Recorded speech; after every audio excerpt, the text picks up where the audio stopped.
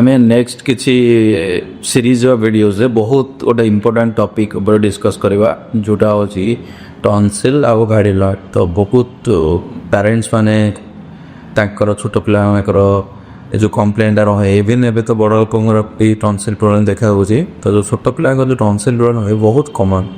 तो से बहुत व्यस्त होती पेरेंट्स मैंने विषय हम डिटेल डिस्कस करवा जो सीरीज वीडियोज आम बनवा तार जाना डिटेल टॉन्सिल और आडिलर जिनसा कौन स्ट्रक्चरटा कौन तार काम कौन कौन करे बॉडी से मैंने से स्ट्रक्चर गुड़ा थाए तो कौन फंक्शन करे जिते सिम्पटम्स हुए इन्फेक्शन हुए कौन असुविधा देखाए ताको केमिति प्रिवेंट करवा तार ट्रिटमेंट कौन करवा और सर्जरी केते दरकार पड़े टॉन्सिल। तो से विषय में गोटे डिटेल सीरीज ऑफ वीडियोस किसी वीडियोस करवा तो आपण मैंने ये वीडियो देखिपारे देखिले आपको अधिक किसी नॉलेज गेन हो पार आप केमती प्रिवेंशन और तार डिटेल ट्रिटमेंट केमती हो निजे गोटे आइडिया करेंगे।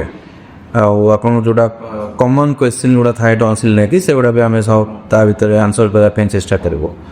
वीडियो गुड़ा देखु सब्सक्राइब शेयर कर।